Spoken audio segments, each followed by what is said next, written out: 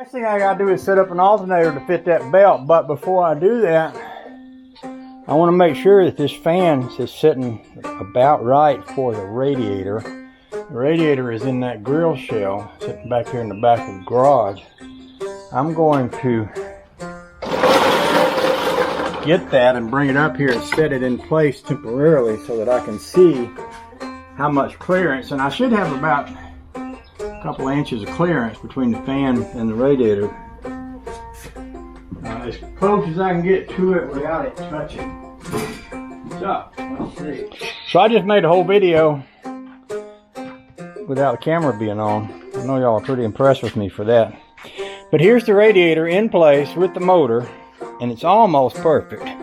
What I mean by that is it is just about perfect as far as the distance between the fan and the radiator.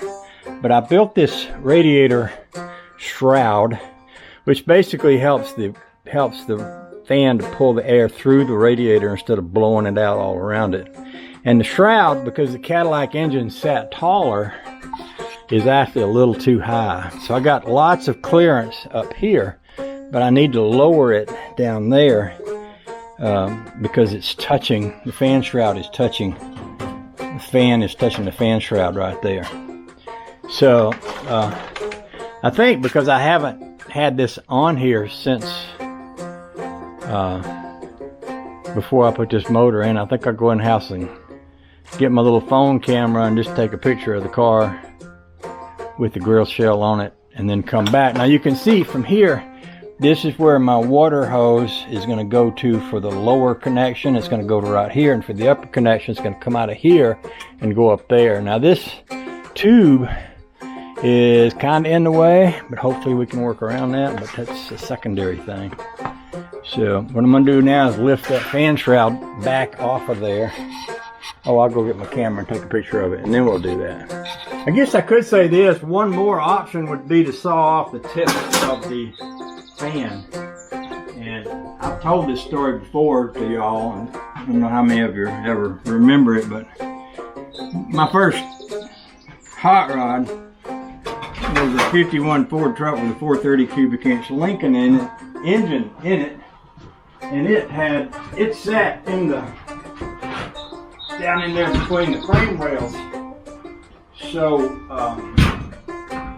close that there wasn't room for the fan, and they had sawed the fan off like right about here on each one. And that thing used to overheat. There's a lot of air direction right on the ends of these things, and that thing would overheat if I was in traffic and traffic stop, like for you know, traffic stop because of road construction or something like that, which is quite a pain in the neck because I really had to look for places where they were doing road construction and make sure that I found a different way to drive around them and didn't sit there in traffic, or I had to cut my motor off, which, you know, sometimes on a hot day wasn't a good idea because when big motors get real hot, they're a lot harder to get cranked back up. And keep in mind, we're talking about living down in Dixie. So I do want to set this one up so that I don't have to worry about that. Now, some of you are going to say, why don't you just put an electric fan in there? You're not going to say it exactly like that, but that's the way I'm going to hear it. I'm not putting an electric fan in there because electric fans weren't invented in 1933 or in 1965 when this engine was made, or in 1947 when this truck was made. And I don't want to build a newfangled style car. I want to build an old style car. So it ain't getting no freaking electric fan. Just saying. Okay? Okay.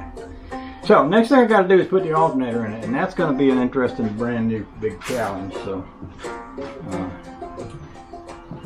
I had one in the Cadillac.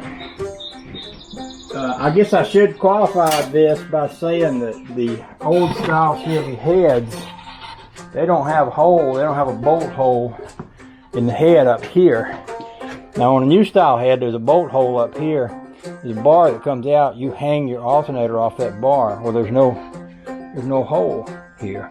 So you have to come up with something else, some other way to kind of put your alternator in there, and that's what we're gonna do now. I'm gonna go over here in my pile of parts and pull out the old alternator that I had on there, and we're gonna consider